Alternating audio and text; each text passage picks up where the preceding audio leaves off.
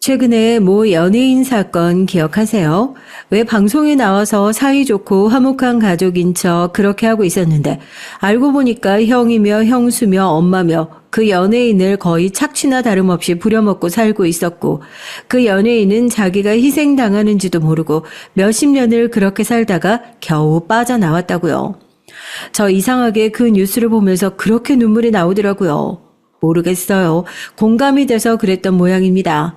누가 그러더라고요.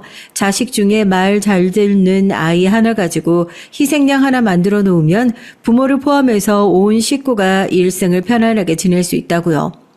주변에 그런 집들이 많을진 모르겠지만 의외로 왜 저렇게 당하고 사나 싶을 정도로 그리 사는 사람들 생각보다 많아요. 저 역시 그런 사람 중 한 명이었고요. 내가 너희 아버지 죽고 나서 얼마나 많이 힘들었는데 너 안 버리고 산 걸로만 해도 감사하게 생각해야 돼. 알어? 다른 사람은 몰라도 넌 절대로 엄마랑 동생들 배신하면 안 된다. 집 버리고 나가는 거 그거 엄마랑 동생들한테 칼 꽂고 나가는 거나 다름없어. 저희 엄마도 마찬가지였어요. 아버지가 사업을 대차게 말아먹은 이후 저와 남동생 하나, 엄마만을 남겨두고 가족들에게 말도 하지 않고 야반도주를 하셨을 때에 엄마는 무슨 생각을 하셨을까요? 당연히 집안을 어떻게든 다시 일으키시려 했었겠죠. 하지만 가장이 없는 상황에서 엄마도 어떻게 해야 하나 꽤나 막막하셨을 겁니다. 그런 상황에서 장렬합시고 항상 우리 집을 안쓰럽게 생각하는 전 우리 집안의 희생양이 되기에 아주 훌륭한 제목이었죠. 눈만 마주치면 그 얘기를 하셨던 것 같아요. 넌 절대로 배신하면 안 된다고요.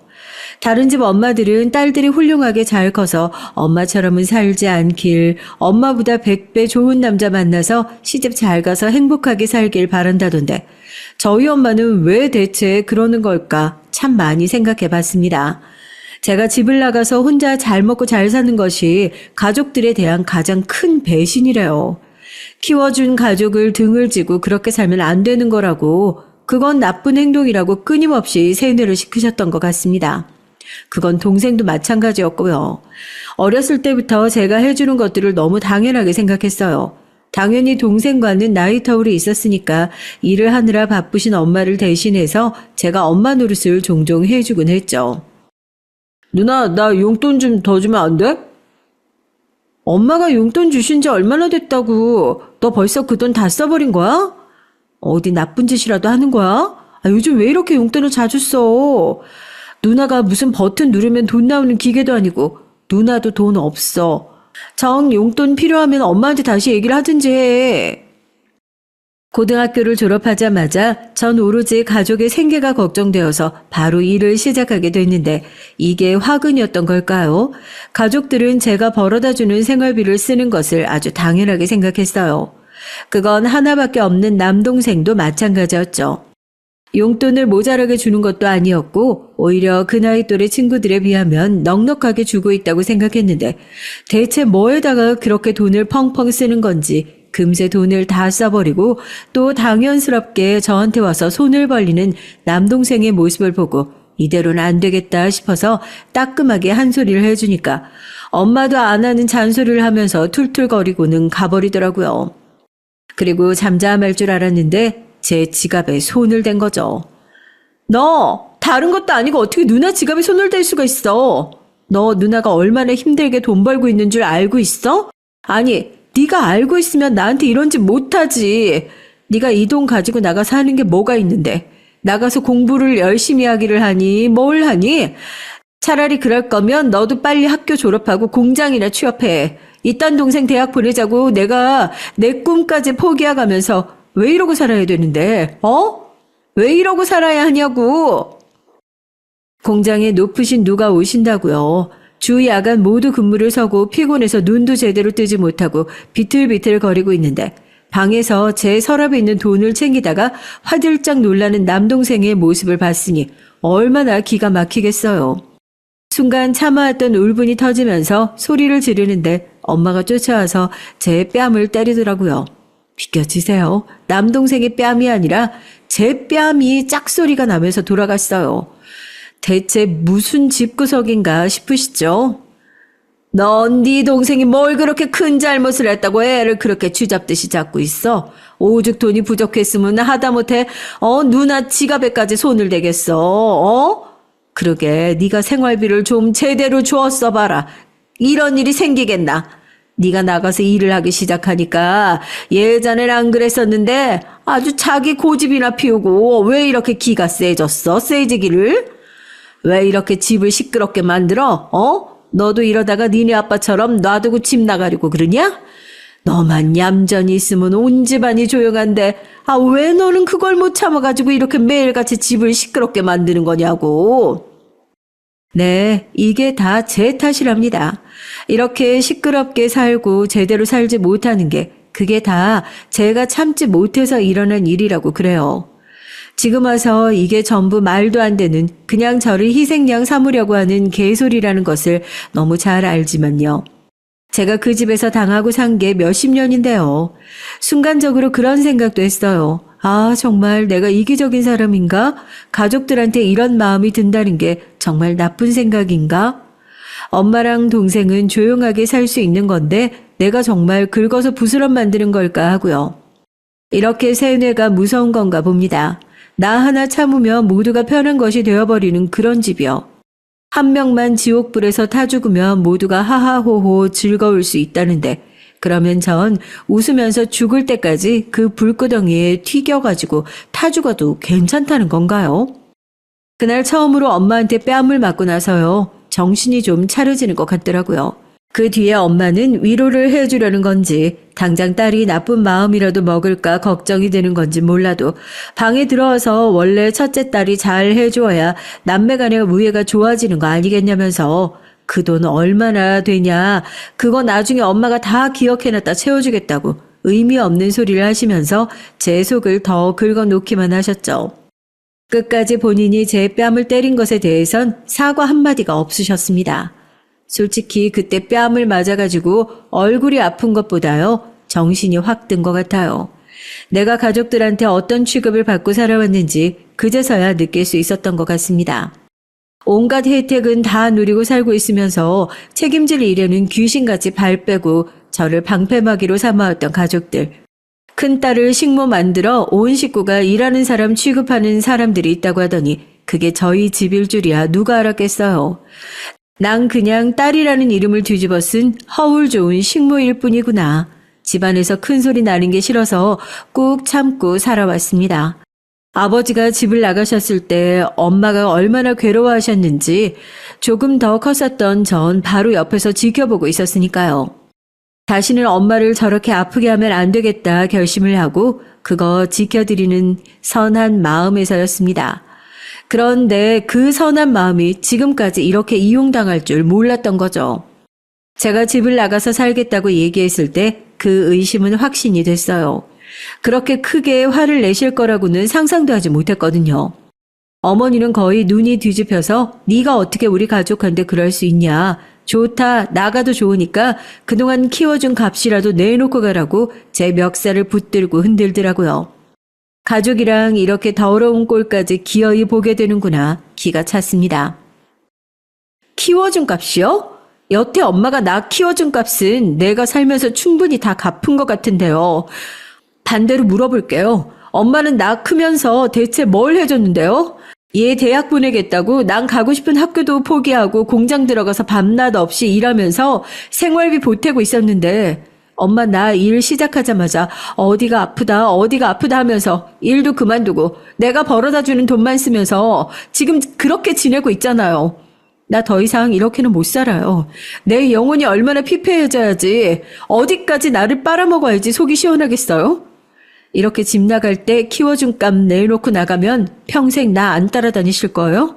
정작 그렇게 돈 다 퍼주고 난 받은 게 뭐가 있는데요. 난 가족들 그렇게 먹여 살린다고 아까워서 회사 버스 놓칠까봐 알람을 몇 개씩 맞춰가지고 일어나는데 두 사람은 택시도 척척 잘 타죠. 난 대체 왜 이러고 살아야 하는데요.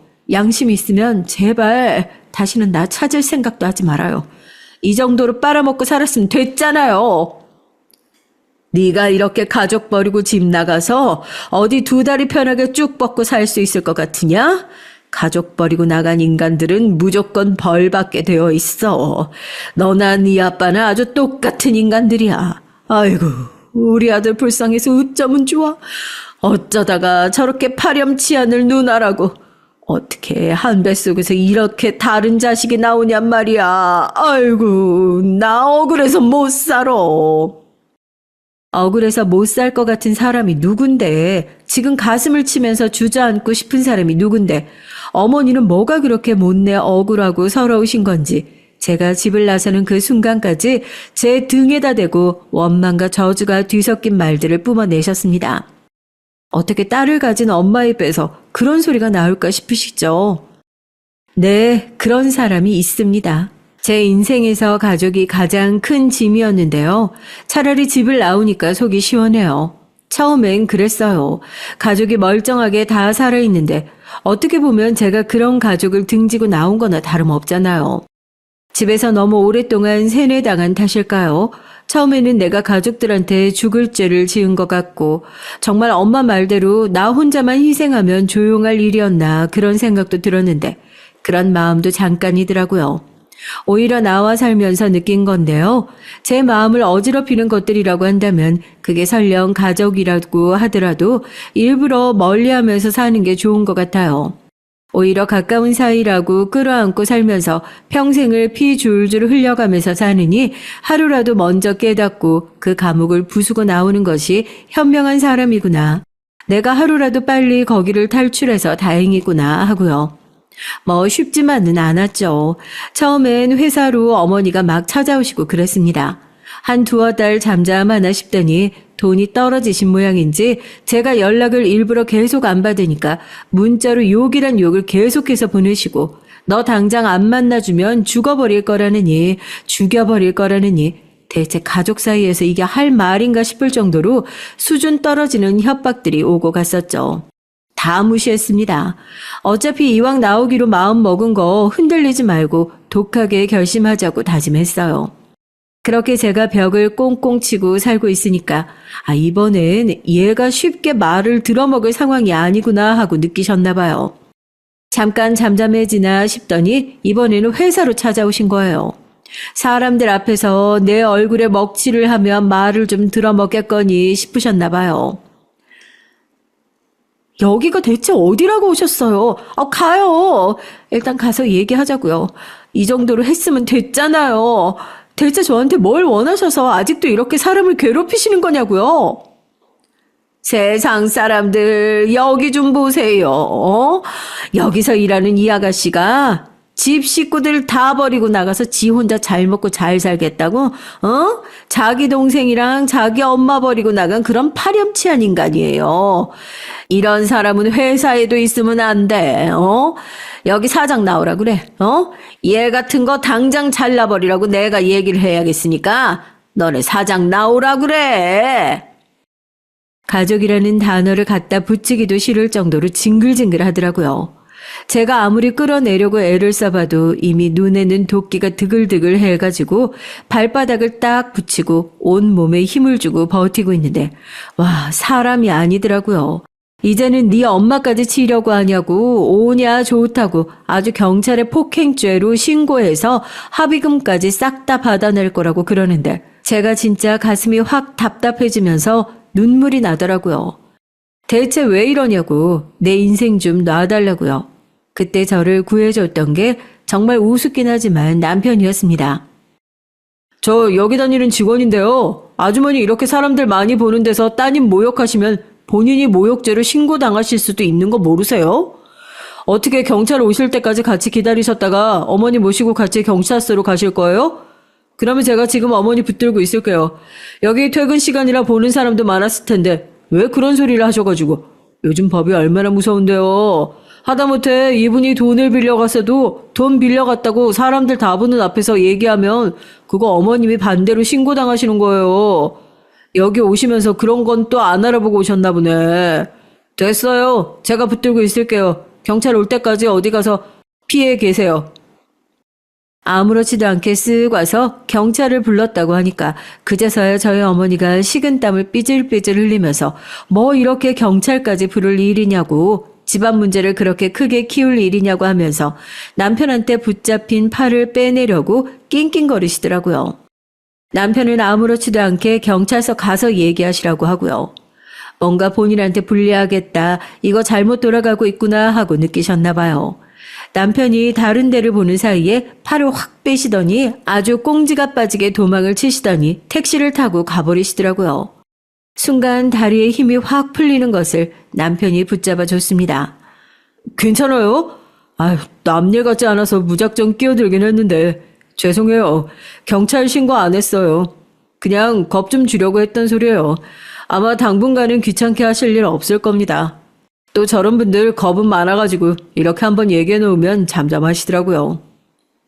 아무렇지도 않게 제가 괜찮은지 살피는 남편의 모습을 보고 저도 후다닥 감사하다고 인사를 했어요. 어쩐지 자기 처지 같아서 그냥 지나칠 수 없었다고 얘기를 하면서 경찰 신고는 그냥 겁을 주려고 한 소리였으니까 신경 쓰지 않아도 된다고 얘기를 하더라고요. 그래도 감사한 마음에 누군지는 알아야겠다 싶어가지고 명함을 받았습니다. 다행히 저희 회사 사람인 줄은 알고 있었지만 바로 옆 부서였는데 그동안 제가 얼마나 일하는 거 말고는 관심도 없이 살았는지 그동안 회사에서 얼굴 한 번을 못 본 것 같더라고요. 저 오늘 도와주셔서 정말 감사합니다. 제가 보시다시피 가족들이랑 피치 못할 사연이 조금 있어요. 도움받은 건 어떻게든 갚을게요. 나중에 밥이라도 한번 살게요. 이건 제 명함이니까 저도 도울 일이 있겠다 싶으면 언제든 편하게 연락 주세요. 그게 남편과의 첫 만남이었습니다. 정말 친절했어요. 뭐 놀라기라도 많이 놀랐을 텐데 무슨 도움을 받은 거가 뭐가 어쩌고 갚겠다는 얘기를 벌써부터 하고 있냐.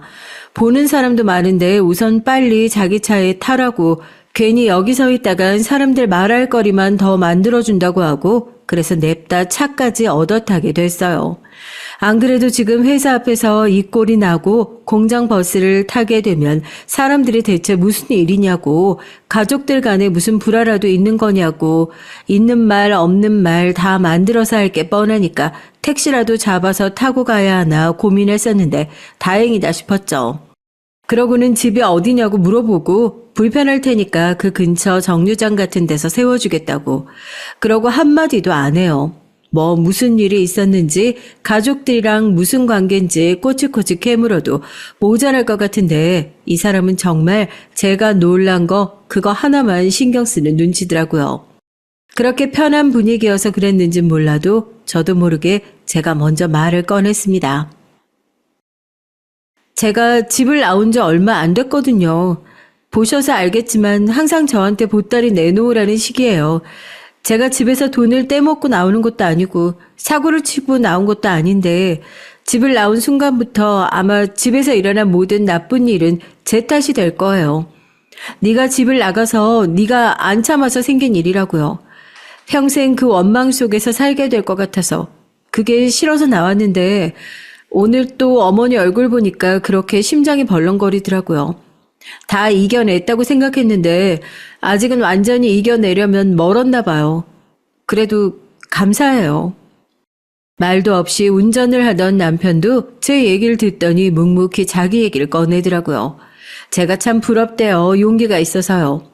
세상에 저 같은 사람을 부러워할 사람이 어디 있겠냐 싶었거든요. 살면서 단 한 번도 들어본 적 없는 소리에 깜짝 놀라서 운전을 하고 있던 남편을 쳐다봤죠.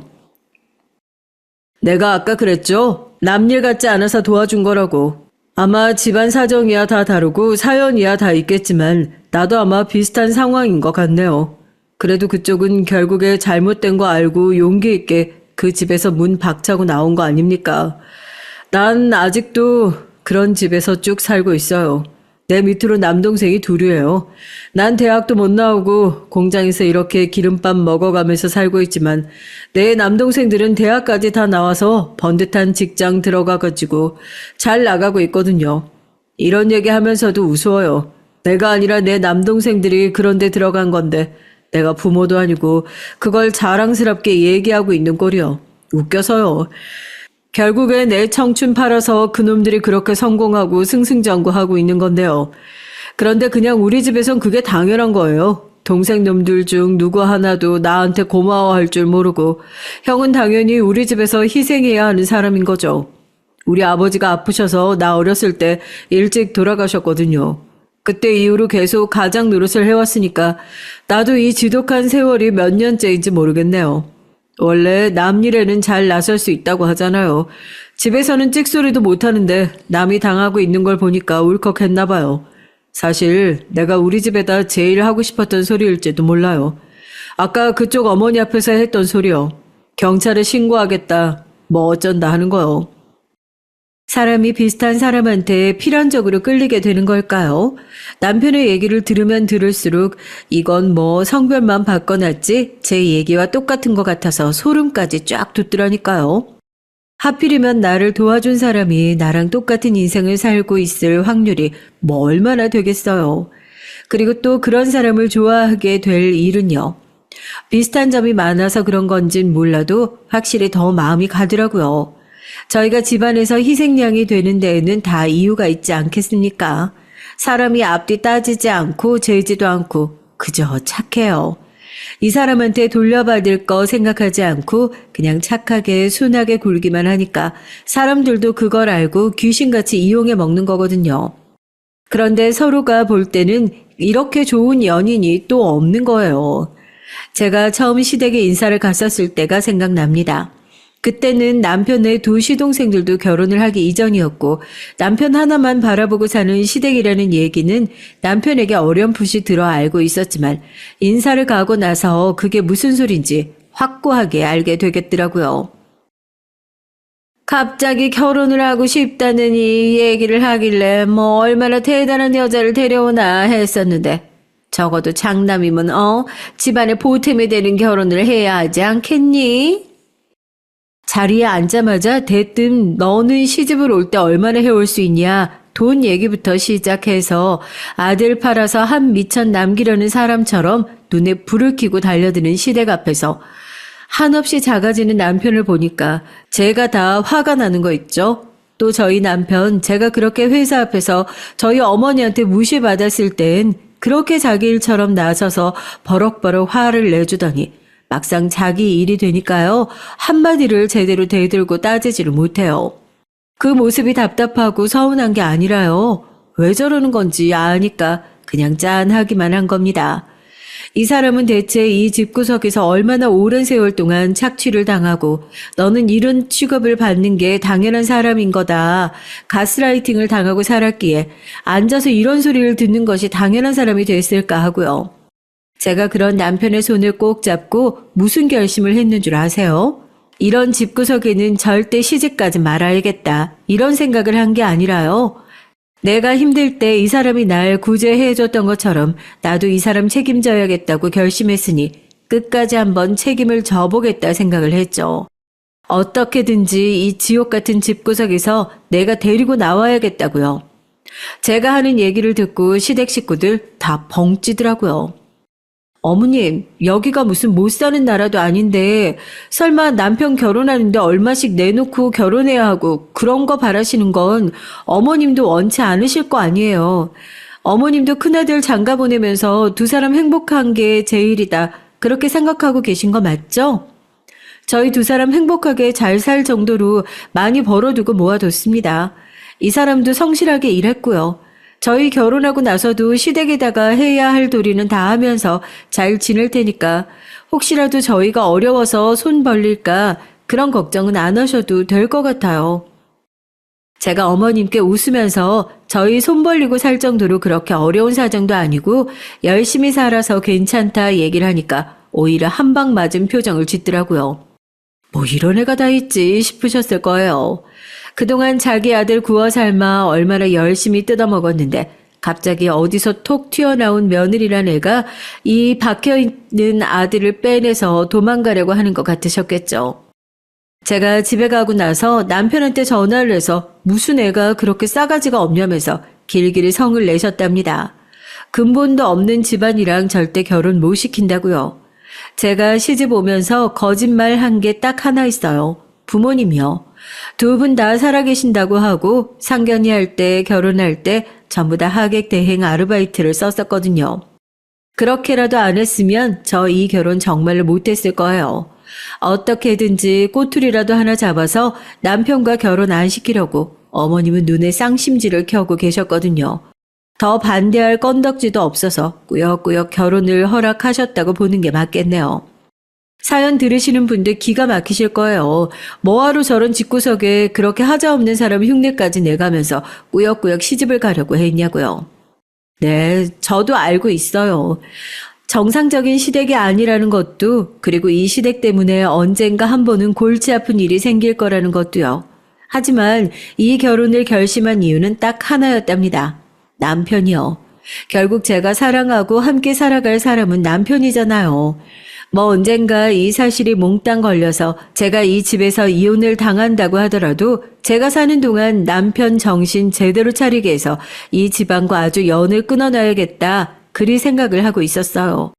남편도 저만큼이나 집에 오랫동안 목줄을 틀어잡혀 살았던 사람이고 그만큼 쉽지 않은 일이 될 것도 잘 알고 있었지만 결국 저도 그 긴 싸움에 이겨서 탈출했잖아요. 어려울 뿐이지 안 되는 일인 건 아니었으니까 어쨌든 부딪혀봐야겠다 싶었습니다. 저랑 같은 직장에 다니던 남편은 좋은 기회가 있어서 근처에 있는 다른 중소기업으로 이직을 하게 됐고요. 본격적으로 저희 결혼 생활도 시작하게 됐습니다. 잘 다니고 있던 직장을 옮기게 된 데는 저의 입김도 있었어요. 결혼을 하자마자 분가는 절대 안 된다. 다른 사람도 아니고 장남인데 무조건 집에 들어와서 살아야 한다. 시어머니랑 맏며느리랑 무슨 집안일에 합을 맞춰야 집이 잘 굴러간다는 말도 안 되는 소리를 하시면서 고집을 부리시는 시어머니의 의견을 꺾기 위함도 있었죠. 남편이 원래 다니고 있던 저와 같은 직장에 다니면 오히려 출퇴근에 어려움이 없어서 또 시어머니의 말에 질질 끌려가게 될 것 같은 상황에서 우연히 남편에게 좋은 이직 제안이 들어오게 됐고 저는 냉큼 남편의 등을 떠밀었습니다. 조건이 좋았던 것도 있었지만 이거면 됐다 하고요. 어머님, 시댁 잘 굴러가는 것도 중요하지만 저희 집안 먼저 잘 굴러가는 것도 중요하잖아요.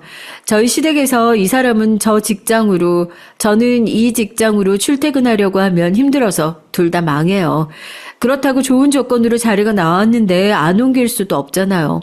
일부러 그렇게 직장 옮길 것까지 생각해서 신혼집을 딱 중간에 있는 자리로 알아보고 잘 구한 거예요.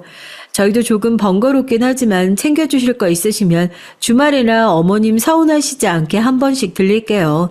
제가 노는 사람도 아니고 어떻게 같이 일하는데 시댁 일까지 같이 하겠어요. 아마 제가 얘기를 할 때마다 시어머니 속에서 부하가 치밀었을걸요. 맏며느리라고 어디서 들어와가지고 자기 손에 쥐고 열심히 부려먹을 궁리를 하고 계셨는데 아마도 제가 집을 나오기 전에 옛날 그 모습이었다면 어머님이 원하시는 대로 하나하나 다 맞춰드리고 끌려다녔을지도 모르겠죠. 남편은 옆에서 이래도 되는 게 맞냐 하면서 눈치를 보긴 했지만 전 괜찮다고 다 저만 믿으라고 호언장담을 했습니다. 그뿐만인 줄 아세요? 시동생들이 결혼을 하고 나서부터 시댁의 갑질은 더욱 심해진 것 같아요. 이 집안은 아주 다 같이 편을 먹고 남편을 무시하기로 작정이라도 한 모양인지 제가 뻔히 앞에 있는데도 자기들은 늘 그랬는데 새로 집 식구가 된 네가 뭘 아냐, 네가 뭘 안다고 우리 집안일에 나서냐는 식으로 저를 완전히 바보 취급을 하면서 제 앞에서 남편을 벗겨먹으려고 한 게 한두 번이 아닙니다. 같은 아들인데 왜 그렇게 첫째 아들만 바보 취급을 하고 둘째, 셋째는 눈에 넣어도 안 아픈 아들처럼 구는지 모르겠습니다. 시동생이 결혼할 땐 결혼을 해서 제가 딱 버티고 있으니까 대놓고 돈 내놓으라는 소리는 못하고 그래도 결혼하는데 장남이 돼서 뭐라도 해줘야 하지 않겠냐. 큰형이 돼서 뭐 애들 집이라도 살 수 있게 보태야 하지 않냐. 대뜸 그런 소리를 하시는 거예요. 저희 아파트 대출금도 다 못 갚았고 저희 결혼하고 집 살 때 돈 한 푼 안 보태준 사람들이 대체 무슨 소리를 하시는 건가 싶었죠. 어머님, 저희 결혼할 때 양가 도움 없이 너네끼리 알아서 해라 그러셔서 저희 손 한 번 안 벌리고 결혼했어요. 이 사람이 열심히 일해서 서방님들 대학까지 다 보내놓고 좋은 직장 들어가서 일하고 계신데 뭐가 걱정이라고 집까지 해주겠어요. 설마 그런 것까지 바라시는 건 아니죠? 저희도 섭섭하지 않게 축의는 넉넉하게 할게요. 형이 됐는데 설마 그런 거 제대로 안 챙기려고요. 걱정하지 마세요. 거기서도 딱 잘라서 얘기를 하니까 입 대빨 나오셔가지고 쟤는 지 시어머니가 하는 말이면 사사건건 반대하고 든다고 또 한 소리를 하시더라고요. 제가 집을 나와서 남 일이라 이렇게 쉽게 얘기할 수 있는 건지 어쩐 건지 몰라도 그동안 집에서 당하고 살았던 게 있어서 그런지 시어머니가 어떤 식으로 남편을 조정하려고 드는 건지 뻔히 보이는 느낌이라고 해야 되나요? 그럴 때마다 툭툭 튀어나가서 아예 발조차 못 들이시게 회방을 놓으니까 속이 다 시원하더라고요. 거기서 본인이 네가 이상한 애다 화를 내면 본인 꼴만 우스워지는 걸 누구보다 잘 아는 거예요. 그러니까 어떻게든지 티 안 나게 저를 괴롭혀 보시려고 애를 쓰시는데 저도 그동안 집에서 당해온 세월이 있는데요. 겨우 이런 것 가지고 당했다고 서러워할 위인도 아니죠. 시동생들은 또 얼마나 웃긴다고요. 자기 집에서 형을 어떻게 대하는지 뻔히 알고 있으니까 제일 많이 이용해 먹는 인간들이 제가 봤을 땐 이 두 시동생들이에요. 그것도 비겁하게 시어머니 뒤에 숨어서 말입니다. 그런데 이런 인간들이 또 재주는 좋아요. 남들이 봤을 때 장가 잘 들었다 할 정도로 동서들은 또 멀쩡한 사람들을 데리고 왔더라고요. 뭐 둘 다 대기업을 다니고 있다고 하고 외모도 예쁘장하길래 처음엔 저도 맏며느리고 하니까 손 아래 동서들과 좀 친하게 지내보려고 먼저 살갑게 얘기도 하고 다가가려고 했었는데요. 제가 봤을 때요, 제일 부질없는 짓이요. 시댁 식구들이랑 친하게 지내려고 노력하는 거예요. 영악한 인간들은 딱 알거든요. 관계에서 어느 한쪽이 노력하기 시작하면 아, 이쪽이 약자구나 하고 득달같이 달려들어서 이용해 먹으려고 하는 거요. 정말 인정하고 싶지 않지만 아직도 세상에는 나쁜 사람들이 많고 하필이면 그 나쁜 사람들이 우리 시댁에 싹 다 모여 있었네요. 동서들이 시집 오고 얼마 안 돼서 저희 어머님 칠순이 있었습니다. 아무리 그래도 며느리로서의 도리는 해야 되잖아요. 동서들 다 모아다가 어머님 칠순잔치를 어떻게 했으면 좋겠냐 하니까 자기들은 바빠서 그런 거 생각도 안 해봤다. 그런 건 원래 큰형님이 정하시고 결정을 하셔야 되는 거 아니냐 하더라고요. 속으로 그러면 나는 뭐 회사 안 다니고 놀고 있니? 라는 소리가 목구멍까지 올라왔지만 꾹 참고 웃으면서 얘기를 했죠. 그러면 동서들은 뭐 다른 의견 없는 거지? 어머님이 지난번부터 칠수는 꼭 챙겨달라고 노래를 부르시길래 그럼 이번 칠수는 어머님 하자는 대로 하는 거다. 동서들도 다 동의한 걸로 알고 있을게. 뭐 호텔에서 밥을 먹든지 가족들끼리 여행을 가든지 그렇게 하자고. 그리고 나서 어머님한테 물어보니까 뭐 제가 물어보기를 기다리고라도 있었던 마냥 대뜸 해외여행을 가자고 하시더라고요. 안 그래도 돈 나갈 때가 천진데 무슨 뜬금없이 해외여행인가 싶었는데 이제 집에 새 식구도 들어왔으니까 다 같이 여행 한번 가는 것도 좋지 않겠냐고 그래요. 이왕이면 본인이 원하시는 대로 해드리려고 했었는데 이거 생각보다 판이 좀 커지는 것 같아서 저도 그렇게 썩 달갑진 않았었네요. 내 칠순잔치 내가 하고 싶은 대로 한다는데 뭐가 그렇게 고민이 많고 말이 많어? 하여튼 요즘 내 친구들 보니까 대만 여행 그렇게 많이 간다던데 네가 계획이랑 다 짜서 예약해놔. 애들 바쁜데 이리저리 전화해서 물어보고 어쩌고 하지 말고 그래도 요즘에 일하는 사람 중에는 네가 제일 덜 바쁘잖아. 거기다가 맏며느리인데 매번 요리조리 피해가기만 하고 너도 귀찮은 일 좀 도맡아서 할 줄도 알고 해야지. 돈은 나중에 받더라도 네가 가족들 여권이랑 다 받아가지고 예약이랑 하고 해라. 알겠니? 졸지에 귀찮은 일 하나 제대로 떠맡았다 싶었죠. 그래도 어떡해요. 어머님이 저렇게 얄미워하시는 것처럼 제가 그동안 시댁 일이라면 정말 요리조리 미꾸라지처럼 잘 빠져나왔던 것도 있었으니까 이번엔 그래 내가 100번 1000번 양보해서 한번 저어준다 하는 생각으로 그러면 나중에 다 계산하고 나서 돈은 각출하는 것으로 하고 우선 우리 집에서 결제를 하겠다고 그리고 예약까지 다 해놨죠. 그래도 이렇게 큰 일을 했으니 당분간 시댁에서 귀찮게 할 일은 없겠다 싶었는데 제가 이놈의 시댁을 너무 믿었던 거예요. 여보, 서방님들한테 돈 다 받았죠? 우리 미리 카드로 결제한 것도 있어서 다음 달에 카드 대금 결제하려면 다 받아놔야 돼요. 내가 동서들한테 문자로 다 보냈었는데. 뭐? 어머님 말씀으로는 당신이 이번 여행 비용 우리 집에서 다 내기로 했었다고. 형진이랑 형민이도 다 그렇게 알고 있던데?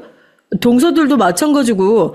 안 그래도 당신이 나한테 한마디 상의도 없이 그럴 사람이 아닌데 무슨 소린가 했어. 기가 막히죠. 저희 시어머니 이제 치매가 오신 건지 제가 하지도 않은 말을 막 지어내서 서스럼 없이 거짓말을 하고 돌아다니시더라고요. 구라도 얼마나 사실적으로 치신 건지 남편한테 얘기를 전해 듣는데 제 얘기인데도 불구하고 제가 깜빡 속아 넘어갈 뻔했다니까요. 글쎄 제가 어머님 칠순이라서 해드린 것도 없어서 죄송하다고 여행 비용은 저희 쪽에서 다 낼 테니까 몸만 오면 된다고 그랬다고 합니다. 안 봐도 뻔하죠. 이런 식으로 그냥 얼렁뚱땅 여행 먼저 가놓고 난 그런 줄 알았다. 얘기 그렇게 된 줄 알고 애들도 기분 좋게 다녀왔는데 이제 와서 딴소리를 하면 어떡하냐. 이런 식으로 저희 집에 다 뒤집어 씌우고 돈도 저희가 다 내게 하려는 수작이셨겠죠. 그 얘기를 듣고 어떻게 했냐고요? 뭘 어떻게 해요? 당장 전화했죠. 어머님, 저희 여행 안 가려고요. 아니, 못 가요. 제가 티켓이랑 다 발권한 거 아시죠?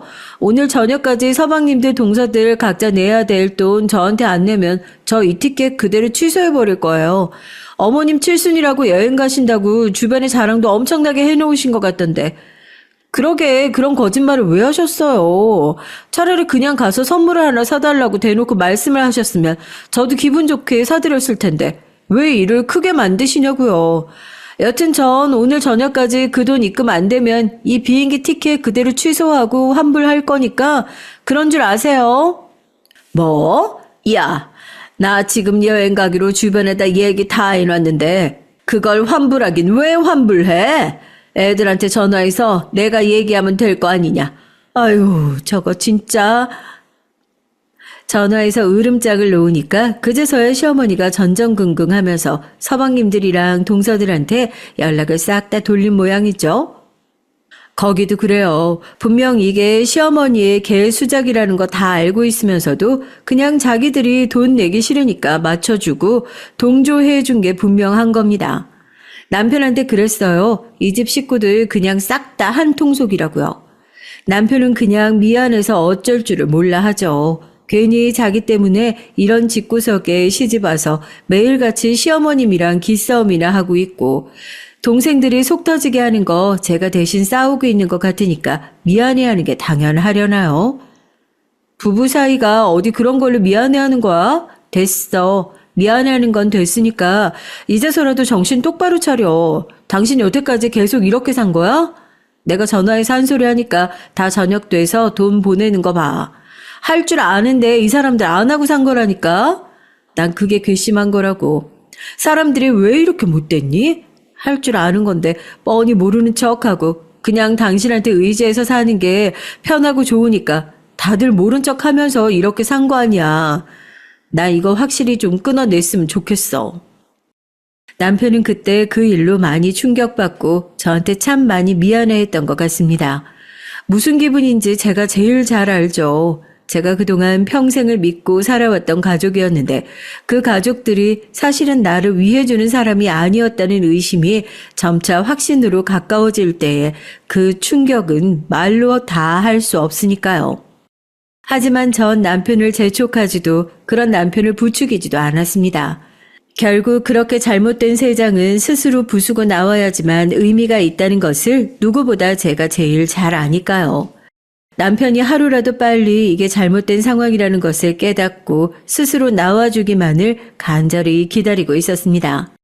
여행 내내 평소와 달리 말도 없이 조용한 남편의 모습을 보면서 내가 눈치채지 못하는 변화가 조금씩은 일어나고 있구나. 그래도 조금은 더 남편을 기다려볼 수 있겠구나. 기대도 되고 참 다행이다 싶더라고요. 그리고 아무리 예쁘게 담아놓고 꽉 눌러놨다고 하더라도 무식하게 봉투에 밀어넣은 내용물은 언젠가 뻥 하고 터지는 법이죠. 그동안 참고 살아왔던 남편의 세월들, 희생양이 되어 살아왔던 그 숱한 고난의 시간들이 뻥 터지게 되는 일이 얼마 전에 있었습니다. 아이러니하게도 시댁을 싹 다 엎어버리게 된 계기는 저희 집에서 찾아온 좋은 소식 덕분이었어요. 저희 남편 정말 성실해요. 이직을 한 직장에서도 꾸준히 묵묵하게 자기 일만 열심히 잘해왔거든요. 고등학교 졸업하자마자 바로 일을 시작해가지고 대학 졸업해서 일 시작한 사람들보다 배움이 조금 짧을 수는 있어도 기술적으로 따지면 저희 남편 따라갈 사람이 없다고 생각하거든요. 그렇게 저도 자부심을 가지고 있는데 다행히 이번에 새로 넘어간 회사에서도 이런 남편의 진가를 알아봐준 모양이더라고요. 옮긴 지 얼마 되지 않은 것 같았는데 그동안 애를 먹었던 승진 심사에서 통과하게 됐다고, 이번에 부장을 달게 됐다고 하더라고요. 여보, 진짜 고생했어. 난 당신이 정말로 잘 될 줄 알았어. 당신 같은 사람이 아니면 누가 승진을 해. 다들 좋아하시겠다. 내가 연락할게. 우리가 저녁이라도 한번 산다고. 또 착한 우리 남편, 이렇게 좋은 일 생기면 누구보다 먼저 찾는 게 가족이라는 것도 알고 있으니까요. 괜히 제 눈치를 보면서 우물쭈물하는 것 같길래 그럴 필요 없다고, 당연히 좋은 일 있으면 가족한테 알리고 축하받는 게 맞는 거 아니겠냐면서 어머니에게도 남편의 승진 소식을 알렸습니다. 전화를 하자마자 대뜸 그런 좋은 일 있으면 니네가 한턱이라도 쏴야 하는 거 아니냐 하시는 소리에 또 빠직하긴 했지만 과정이 어쨌든 간에 결국에 그 한턱 쏘려고 연락드린 건 맞으니까요. 안 그래도 그러려고 했다고 저녁에 다 같이 대게집이라도 가자고 말씀을 드렸어요. 저희도 그렇게 잘 버는 건 아니고 대게집 가면 지출이 상당하죠. 큰 마음 먹고 가는 거예요. 그래도 다른 일도 아니고 남편의 승진 소식인데 가족들 다 불러서 그 정도 가게에서는 먹어야겠다. 저도 나름대로 오늘은 돈 아낄 생각 안 하고 가족들 다 거기로 모은 거고요.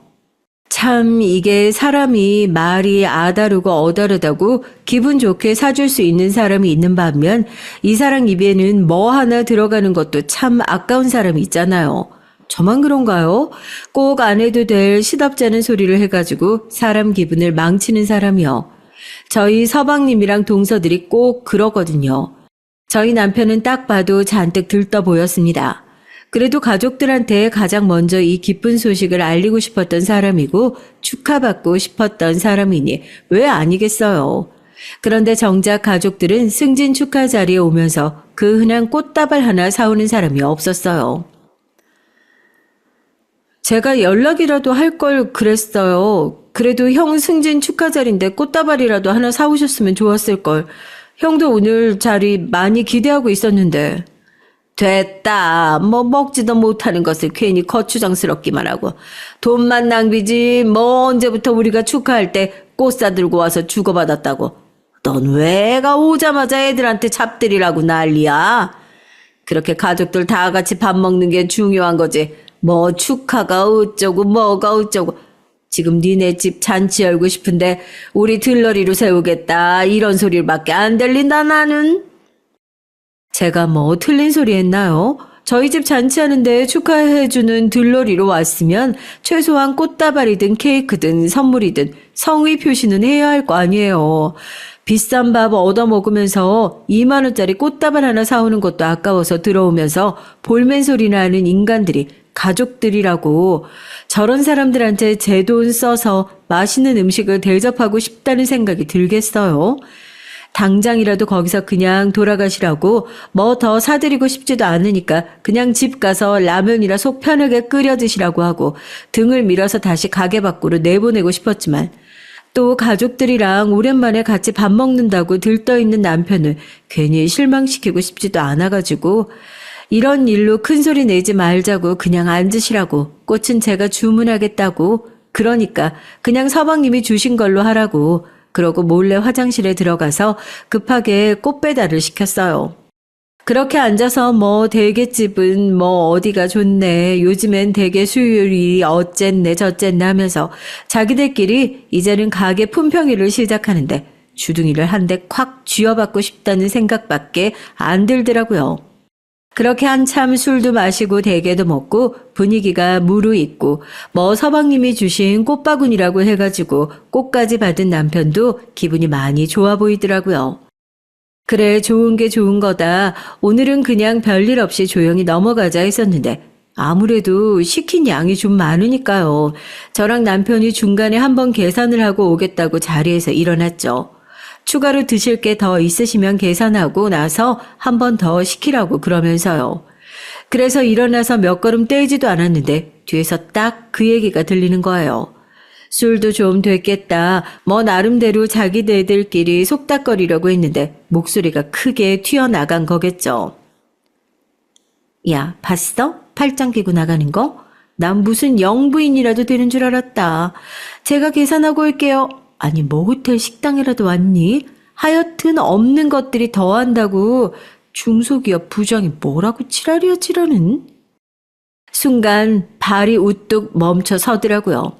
저 말고 남편이요. 저 그냥 이 악물고 모른 척 하려고 했어요. 나가서 없더라도 제발 오늘 다 지나고 나서 저 멍청한 것들이랑 한판 붙자 생각했었는데 남편이 갑자기 멈춰서길래 이게 무슨 일인가 싶었죠. 남편이 고개를 숙이고 한숨을 푹 쉬더니 제 팔을 붙잡고 정말 미안하다고 하더라고요. 돌아선 남편이 테이블로 돌아가서 대게 껍데기들이 잔뜩 쌓여있는 접시를 들어 동서의 머리 위로 냅다 부어버렸습니다. 게 껍데기며 국물이며 머리부터 옷까지 다 젖어서 비린내 나고 난리가 났죠. 이게 지금 뭐 하는 짓이야, 형? 미쳤어? 저희 남편 거기서 그치지 않고 소리를 지르는 둘째 서방님의 뺨을 시원하게 쫙 올려붙였습니다. 한 번도 남편이 저렇게 화를 내는 모습을 못 봤는데 시어머니도 비명을 지르고 난리가 났죠. 미친 것들은 니들이겠지. 내가 나한테 빨대 꽂고 기생충처럼 빌부터 사는 거 다 참았어. 그런데 내 아내 모욕하는 건 절대 못 참아. 니들 뭔데? 양심이라는 게 있어? 어머니, 똑바로 들으세요. 이 집 식구들은요, 이 먹다 남은 개 껍데기만도 못한 인간인들이에요. 남의 인생에 빌붙어서 쪽쪽 빨아먹을 궁리만 해가지고 이렇게 속은 텅 비어서 아무것도 없는 개 껍데기 같은 인간이요. 자식들 그렇게 키워낸 거 다 어머님 책임입니다. 아세요? 이제 나도 버틸 만큼 버텼고 참을 만큼 참았습니다. 너 결혼할 때 내가 빌려줬던 돈 있지? 지금 차용증에 날짜가 2달이 넘어갔는데도 이자 한번 달라 소리 안 했는데 이제 그것도 다시 돌려줘야겠다. 내가 오늘부터 이 집을 나가서 완전히 인연 끊고 살 거거든. 가족이 아니니까 이제 그것도 빌려줄 필요 없겠다 싶어서 정리할 거 정리하고 우리 여기서 완전히 인연 끊어버리자. 그건 저도 모르는 사실이었는데 막내 서방님한테 결혼 전에 빌려준 돈이 있었던 모양이더라고요. 아마 막내 동서는 그 사실을 전혀 몰랐던 것 같고요. 이게 무슨 소리냐고 지들끼리 빌고 난리가 났어요. 그렇게 대게집에서 한바탕 난리가 나고 드디어 다시는 그 집을 못 나올 것 같았던 저희 남편도 그 답답한 세상을 박차고 나올 수 있게 됐습니다. 과정은 더럽고 힘들었을지 몰라도 스스로 그걸 깨달을 수 있었다는 게 얼마나 다행인지 몰라요. 남편은 계속 저 아니었으면 불가능했을 일이라고 몇 번이나 고맙다는 얘기를 하지만 결국 다 남편의 선택인 것을요. 시댁 식구들은 이제야 남편과 연이 끊기는 것이, 아니 괜찮은 희생양이 사라지는 것이 두려워서 술이 과했네 어쩌네 하면서 사과를 하고 달려들고 있는데요. 저희는 연락도 안 받고 딱 잘라서 죽어라 생각하고 있는 중입니다. 사람 쉽게 안 바뀌잖아요. 겨우 그런 일 하나로 정신 차릴 인간들이 아니라는 거 저희 잘 알고 있어요. 다신 돌아가지 않을 거고요. 이제 둘 다 정신 차렸으니 저희도 저희 인생 제대로 한번 살아봐야죠. 응원해주세요. 안녕하세요. 저는 50대 여성입니다. 제가 어제 무심코 라디오를 듣다가 충격적인 얘기를 듣게 됐는데요. 지금의 40, 50대는 위로는 부모님께 효도를 해야 하고 자식들에게는 글쎄 효도를 바랄 수도 없는 세대라고 하더라고요. 그걸 미정산 세대라고 한다네요. 그 소식이 어찌나 저에게 딱 공감이 되던지요. 정말 슬프고 소름이 돋았어요. 요즘 젊은 애들은 아기 낳기를 싫어하고 결혼도 하지 않으려고 하잖아요. 한국도 이미 초고령 사회가 되었다고 하더군요. 제가 6, 70대 때는 어떻게 될지 상상만 해도 끔찍하네요. 전 일찍 결혼을 해서 애들은 이미 성인이 되어 있어요. 큰딸은 시집을 갔고 작은 아들은 다행히 취업이 돼서 열심히 회사에 다니는 중이고요. 남편은 가난 말기입니다. 아니, 이젠 전 남편이라고 해야죠. 전 지금 남편과 이혼 소송 중이거든요. 제가 어쩌다가 인생이 새로 시작되는 황금기에 남편과 이혼을 하게 됐는지 여러분은 궁금하지 않으신가요? 그럼 지금부터 제가 당한 어이없고 황당한 스토리를 들려드릴 텐데요. 어쩌면 청취자분들도 뒷목을 잡으실 정도로 화가 나실 수도 있지만 끝까지 들어주세요. 제 사연을 잘 들어주시고 부디 청취자님들의 현명한 댓글 부탁드립니다. 그럼 우선 제가 살아온 얘기부터 좀 할게요. 전 파주 시골 출신이에요. 지금은 그곳에 새로 큰 출판단지가 생긴 걸로 알고 있지만 예전엔 정말 논이랑 밭밖에 없던 곳이었거든요. 춥기도 엄청 춥고 전방이라 군부대도 많던 곳이었죠. 전 그곳에서 태어나 소녀 시절을 보냈습니다. 제 부모님은 농사를 지으셨고요. 평생 땅밖에 모르고 고생만 하다 돌아가셨죠. 지금은 두 분 다 돌아가시고 안 계시지만 말이죠. 전 제 친정 부모님만 생각하면 눈물부터 나옵니다. 제가 시집 온 후에 시댁 부모님과 남편만 챙기다가 친정 부모님의 임종도 못 보고 두 분을 보내드렸거든요. 지금 생각하면 제가 왜 그렇게 바보처럼 살았는지 정말 후회가 됩니다. 부모님이 살아계실 때 자주 찾아뵙고 효도도 해드렸으면 정말 좋았을 텐데요. 저희 부모님은 딸 둘, 아들 셋 이렇게 5남매를 키우셨어요. 그 중에 저는 둘째 딸이고요. 농사밖에 모르시던 부모님은 돈을 모으는 대로 논밭을 사서 쌀농사며 밭농사를 지으셨어요. 전 어릴 적에 부모님이 농사 짓는 분들이라는 것이 싫었어요. 다른 친구 집 부모님들은 수포도 하시고 정육점도 하시는데 왜 우리 엄마 아빠만 하루 종일 논밭에서 고생을 해야 되는 건지. 부모님이 농사를 지으신다는 이유로 어렸을 적 언니와 제가 집안일을 도맡아 했던 생각을 하면 지금도 몸서리가 쳐집니다. 하지만 오빠와 동생들은 남자라는 이유로 집안일은커녕 자기가 먹은 그릇조차 치우지 않았죠. 저와 언니가 오빠, 동생들은 왜 집안일을 하나도 안 하냐고 불평을 하면 아버지는 이런 말씀을 하셨습니다.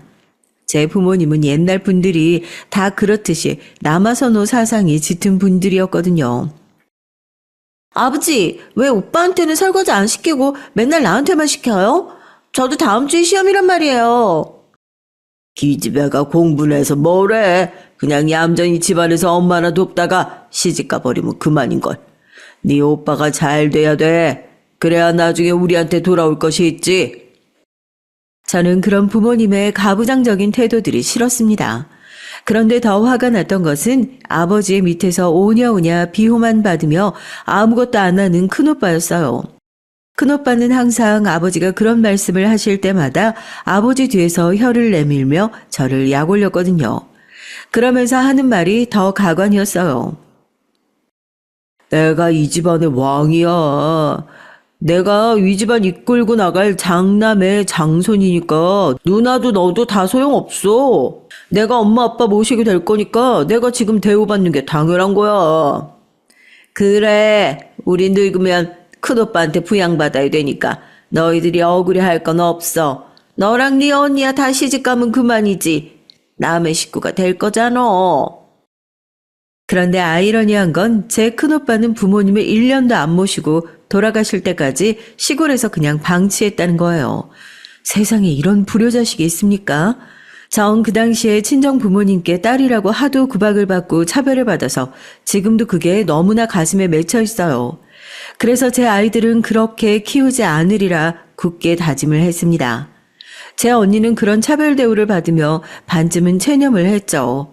그래서 언니는 저처럼 아버지에게 불평도 하지 않고 그저 묵묵히 자기 일을 했습니다. 마치 엄마처럼요. 전 그런 큰언니를 볼 때마다 답답했어요. 언니는 화도 안 나? 왜 딸만 차별 대우받고 살아야 돼? 언니도 아버지한테 한번 불평이라도 해봐. 됐어. 어차피 이 한국 사회에서 여자의 위치는 그런 거야. 난 나중에 결혼 절대 안 할 거야.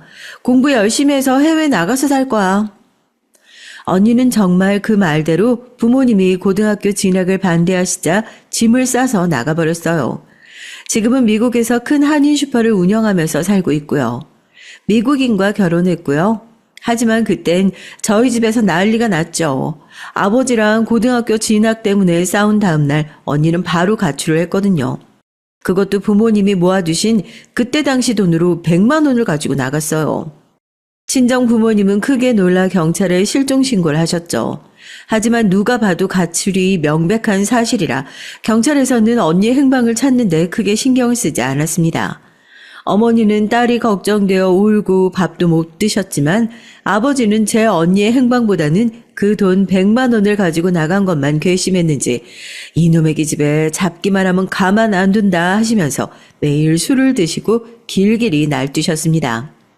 결국 언니는 못 찾고 그대로 부모님의 가슴 속에 남았어요. 그때부터 저 역시 매일 속으로 생각했죠.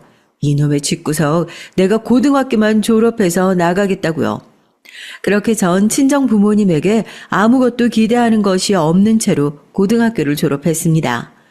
아버지는 제 언니가 고등학교 진학을 못하게 되자 집 나갔던 것을 보시고는 저한테는 고등학교까지는 마치라며 허락을 하셨어요. 그렇게 고등학교를 나온 후 전 집을 떠났습니다. 제가 집을 떠날 때 어머니는 대학 학비를 못 대줘서 미안하다고 우셨어요. 하지만 전 드디어 지긋지긋한 집구석을 떠날 수 있다는 것만 해도 좋았습니다. 제 집에서 정말 하녀처럼 온갖 집안일을 다 하고 그것도 모자라 농번기에 농사일까지 동원돼야 했거든요. 제 큰오빠는 대학 가야 한다면서 하나도 시키지 않은 농사일을 저는 동생들과 함께 해야만 했습니다. 그리고 전 이제 우리 동네 쪽으로는 침도 안 받겠다고 말하며 고향을 떠나 서울로 나갔죠. 20살이 되어 처음 보았던 서울은 확실히 파주보다 번화하고 일자리도 많은 별천지였습니다. 전 부모님의 도움을 일체 받지 않았기 때문에 처음엔 고생도 많이 했어요. 상고를 나와 정리일도 해봤지만 전 가만히 앉아서 사무직으로 일하는 것은 적성에 맞지 않았습니다. 그래서 한 1년 하고 바로 그만뒀어요. 그 후부터는 월세방을 전전하며 하루 벌어 하루 먹고 살았던 적이 있었고요. 요즘에야 다들 어플 쓰지만 옛날에는 생활정보지 벼룩시장이라는 게 있었잖아요. 전 벼룩시장 구인구직란을 매일 체크해서 일당이 가장 높은 곳으로 골라 일을 나갔습니다. 파출부 일도 해보고 공장에서 알바도 해보고요. 제일 많이 주는 건 아무래도 노가다 일인데 여자는 거의 써주질 않더라고요. 그러다가 전 주방 설거지와 홀 서빙 일이 의외로 돈이 많이 준다는 것을 알게 됐어요. 그래서 전 22살에 시어머니가 운영하시는 식당에서 일을 하게 됐고요. 시어머니는 서울 강남에서 큰 고깃집을 운영하고 계셨습니다. 시어머니의 식당은 처음엔 동네 작은 연탄 불고깃집에서 시작됐어요. 그러다가 입소문이 나서 식당을 강남으로 옮겨 크게 확장하셨죠. 그 상태로 20년이 넘게 해오시고 계십니다. 시어머니와 제가 어떻게 만나게 됐는지 궁금하시죠? 어느 비 많이 오던 날 저는 거리를 정처 없이 걷고 있었어요. 그날은 아침부터 아무것도 못 먹은 날이었고요. 그런데 시어머니의 식당에서 풍겨오는 냄새가 장난이 아니더라고요. 전 홀린 듯이 그 고깃집에 들어갔습니다. 시어머니는 그때 마포에서 혼자 가게를 하고 계셨어요. 손님도 거의 없었고요. 시어머니는 저에게 뭘 먹을 거냐고 무뚝뚝하게 물어보셨습니다. 전 쭈뼛거리며 제가 돈이 없다고 그냥 너무 맛있는 냄새가 나서 들어와 본 거라면서 나가려고 했어요. 그랬더니 시어머니는 제 모습을 아래 위로 훑어보시더니 물으셨습니다. 너 나이가 몇 살이야? 미성년자는 아니지? 네, 저 22살이에요. 그래? 그럼 내가 밥 한 끼 줄 테니까 여기서 하루만 일해볼래? 내가 봐서 너 일하는 거 마음에 들면 계속 써주고 아니면 오늘 밥값이라고 쳐주고 가는 거야. 어때? 그때 전 시어머니가 하늘에서 내려온 천사 같았습니다. 어머니는 배가 고플 것 같으니까 밥을 먼저 주겠다고 하며 부엌으로 들어가서 제육 1인분을 차려주셨어요. 전 정말 그 밥을 허겁지겁 먹었습니다. 그리고 나서 그날 어머니가 시키는 대로 홀 서빙이며 설거지를 했어요. 시어머니는 제가 일하는 게 마음에 들었나 봐요. 손님에게 싹싹하게 서빙하고 시키지 않아도 척척 설거지가 쌓이기 전에 끝내놓고 하는 걸 보시더니 내일부터 나와서 일을 하라는 거였습니다. 전 너무 기뻐서 어머니에게 90도로 인사를 했고요. 고맙습니다. 고맙습니다. 어디서 일을 많이 해본 솜씨인 것 같구나. 그래, 내일 꼭 일하러 와야 된다. 내가 너 마음에 들면 월급도 많이 올려주마. 저희 시어머니의 가게가 마포의 연탄불 고깃집이었던 때부터 시작해서 강남의 큰 정육식당으로 옮길 때까지 한 3, 4년 일을 했었던 것 같아요. 그러다 시어머니의 소개로 남편을 만나게 됐죠. 시어머니는 아들 삼형제를 두었는데 첫째가 제 남편이었고 그 밑으로 둘째, 셋째 시동생이 각각 3살 터울이었습니다. 그때 남편은 고등학교를 졸업 후 일이 없어 놀고 있다가 어머니의 식당에서 불판 및 고기 써는 담당을 하고 있었어요. 남편이 고기를 썰어주면 제가 손님상에 갖다 놓고 불판이 많이 쌓이면 남편이 나가서 닦아 채워주었습니다. 그러다 보니 시어머니는 제가 일하는 사람으로서 욕심이 났었나 봐요. 어느 날 고깃집 영업이 끝나고 제가 열심히 청소를 하고 있는데 시어머니가 가만히 다가와서 제게 넌지시 묻는 거였습니다. 예, 난 네가 마음에 든다. 그러니까 우리 큰아들하고 결혼해서 우리 고깃집 네가 이어받을래? 우리 아들도 네가 마음에 있는 것 같던데 말이야. 남편은 저보다 2살 연하였어요. 그래서 처음엔 남편이 남자로 생각되지 않아 결혼을 안 하겠다고 했고요. 그러나 시어머니는 집요하게 저에게 남편과 한번 사귀어 보라며 강요를 하는 거였습니다. 그리고 남편도 서두르나마 저에게 꽃도 선물하고 같이 놀러 가자면서 그 당시에 시아버지가 몰던 자가용까지 태워주면서 저에게 마구 어필을 했어요. 전 결국 남편과 시어머니의 끈질긴 구애에 떠밀리듯이 결혼을 선택했습니다. 사실 전 월세 생활을 하면서 그 월세값만 아끼는 것만 해도 좋겠다 생각하고 있었거든요. 서울은 보증금도 월세도 제 고향 파주보다 배 이상 비싼 곳이었으니까요. 게다가 전 집이 마포에 있었기 때문에 강남까지 출퇴근하려면 교통비도 많이 들었고 결혼을 하면 그 모든 걸 아낄 수 있겠다는 생각이 들기도 했어요. 그때는 뭘 깊이 생각할 여유가 없었습니다. 그냥 이렇게 흘러가는 대로 살자고 생각하기도 했고요. 그렇게 어영부영 남편과 결혼을 하게 됐어요. 처음엔 신혼이란 게 없었죠. 결혼한 지 2달이 채 되기도 전에 전 임신한 사실을 알았거든요. 초기에는 입덧도 있고 몸도 무겁고 힘들었습니다. 그러나 시어머니는 옛날 사람들은 임신하고도 농사 다 하고 일 다 했다면서 저에게 계속 식당에서 일을 하라고 강요를 했어요. 전 어쩔 수 없이 계속 시어머니가 시키는 대로 일을 하다가 뱃속에서 6개월이나 키워왔던 첫 애를 유산하고 말았습니다. 그때는 저도 많이 놀라서 슬펐지만 저보다 남편이 더 놀랐던 것 같아요. 남편은 시어머니에게 화를 있는 대로 냈어요. 엄마가 우리 여보한테 계속 일하라고 하지만 않았어도 뱃속에 아기가 유산되지 않았을 거예요. 이제 이 사람 식당 일 그만 시키세요. 제가 돈 더 벌 테니까 우리 와이프는 살림만 하게 할 거예요. 아니, 내가 뭘 그렇게 많이 시켰다고. 평소 하던 대로 서빙만 시켰고 설거지는 몸 무거울까 싶어서 다른 사람 썼구만. 얘가 몸이 약해. 그게 내 탓이 아니잖니? 사실 저도 친정에서 농사일을 할 때 하도 친정 부모님이 일을 많이 시켰기 때문에 힘들어도 힘든다는 말을 못하기도 했어요.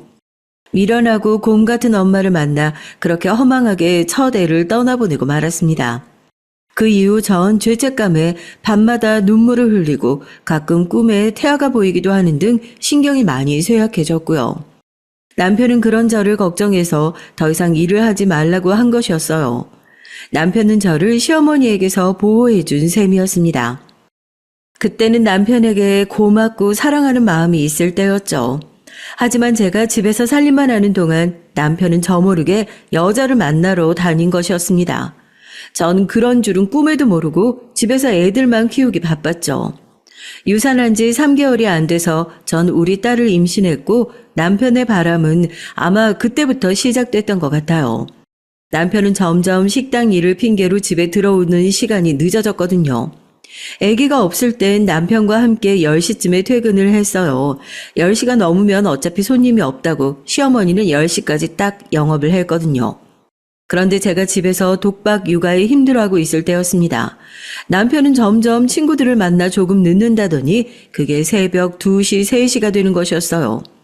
술에 취해 늦게 들어와서 씻지도 않고 잠이 드니 저는 애 보기도 힘든데 남편의 술 취한 치닥거리까지 해야만 했습니다.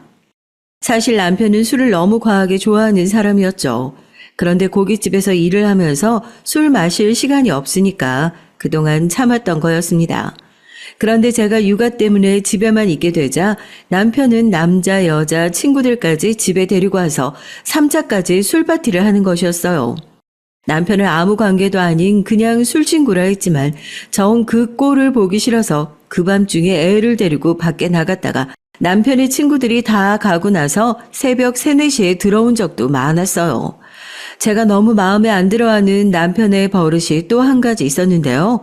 남편은 주사가 굉장히 심했습니다. 술만 취하면 꼭 저와 강제로 관계를 하려고 했거든요.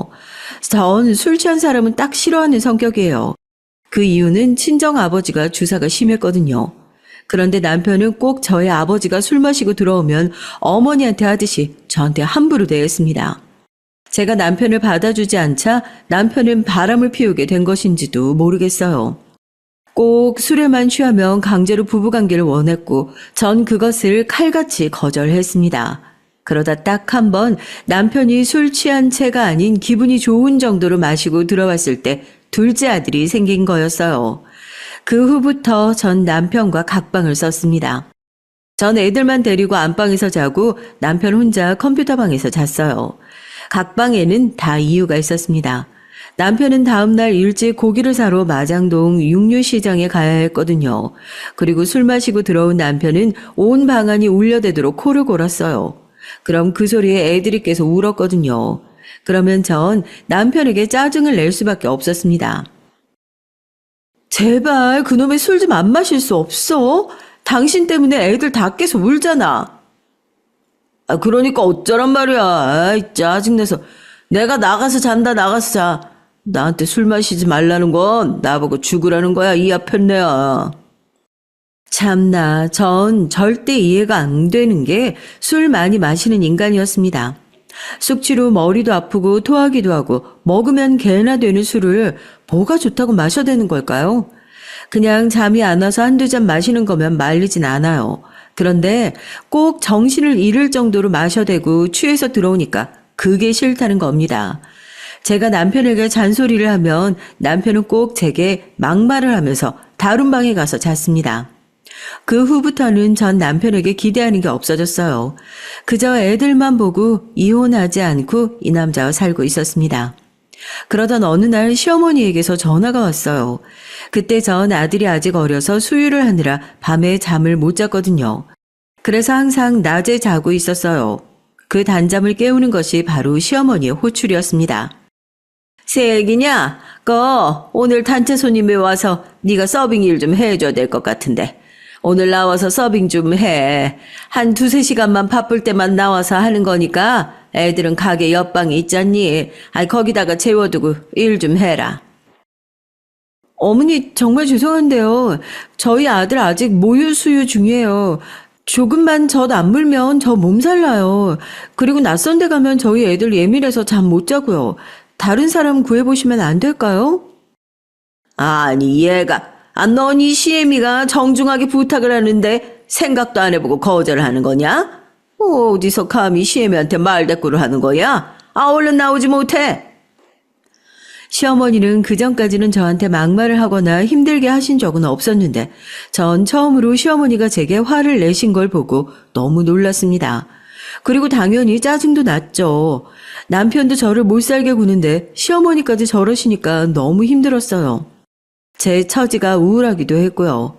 하지만 결국 전 억지로 애들을 유모차에 싣고 어머니가 시키는 대로 서빙을 하러 식당으로 나갈 수밖에 없었습니다.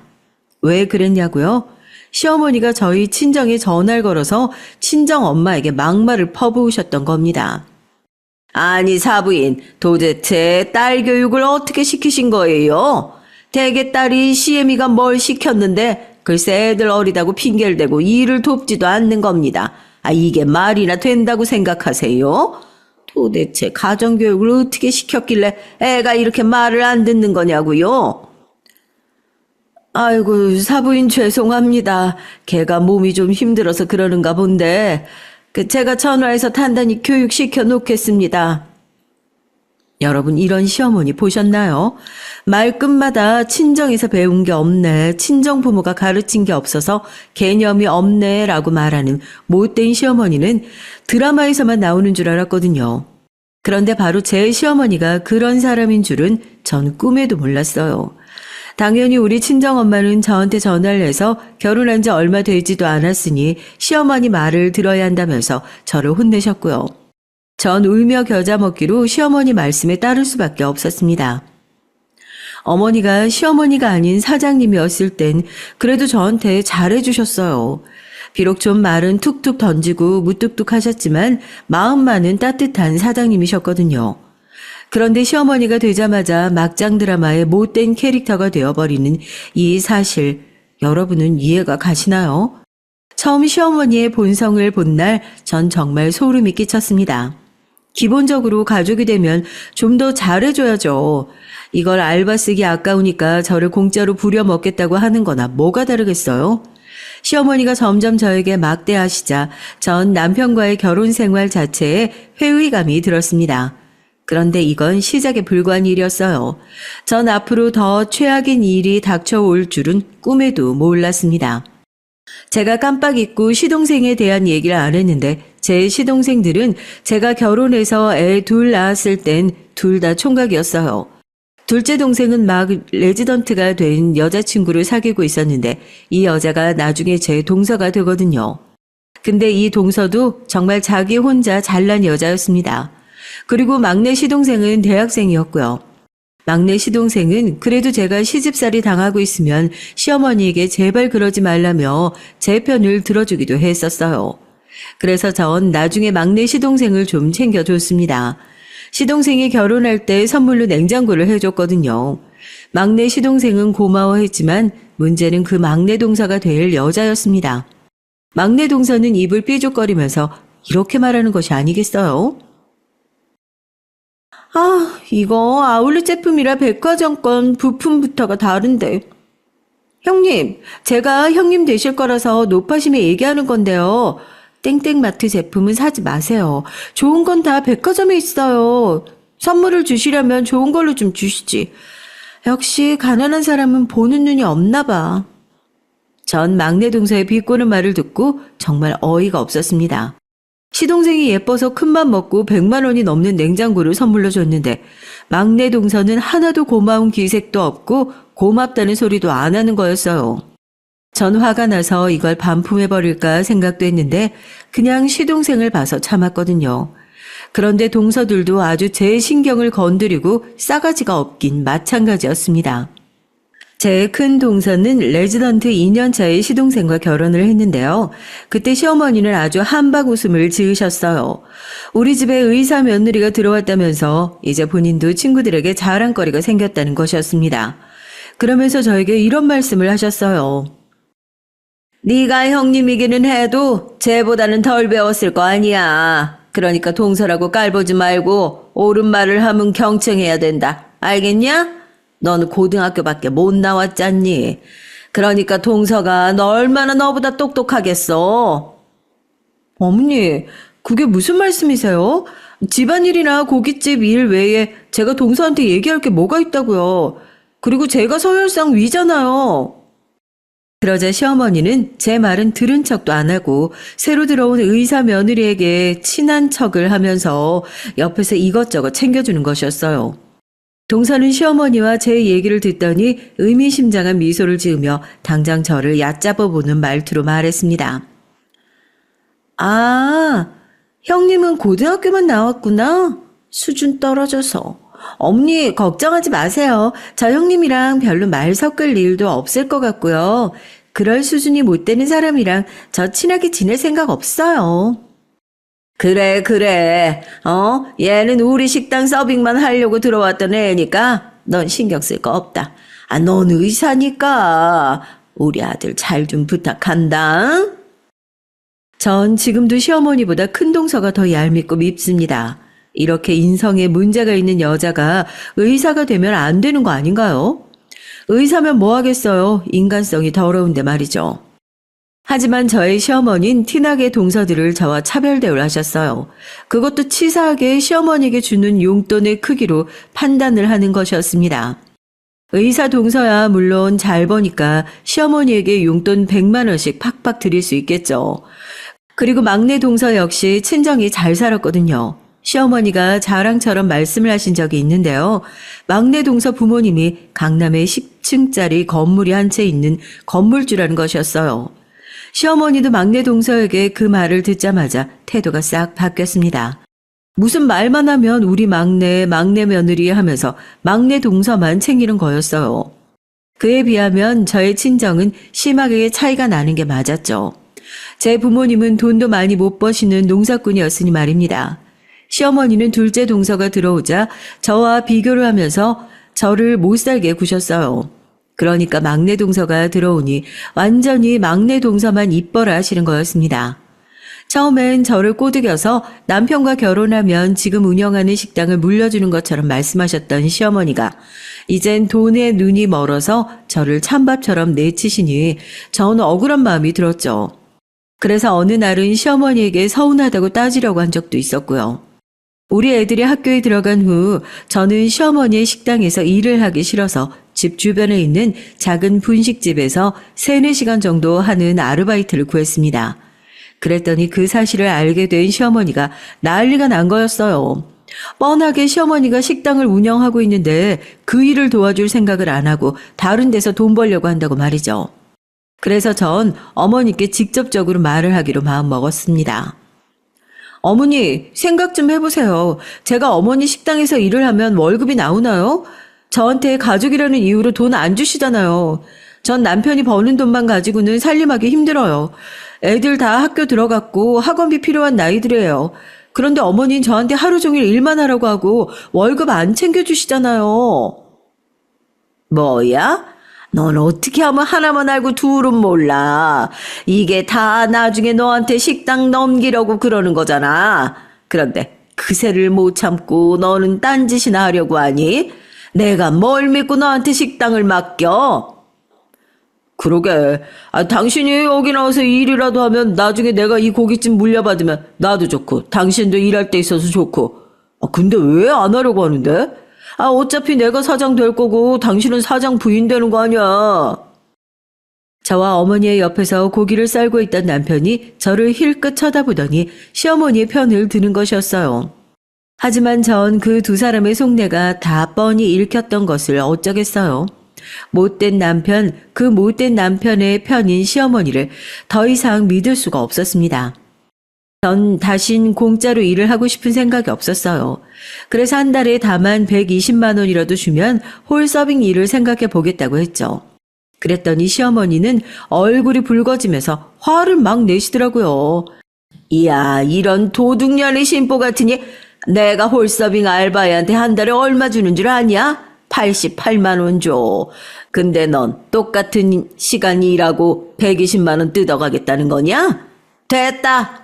나 너한테 일 안 시킬 테니까 네 맘대로 살아. 저희 시어머니는 아르바이트 애들에게 박하셨어요. 그러다 보니 대학생들은 한두 달 일하다가 다 말도 없이 그만둬 버렸거든요.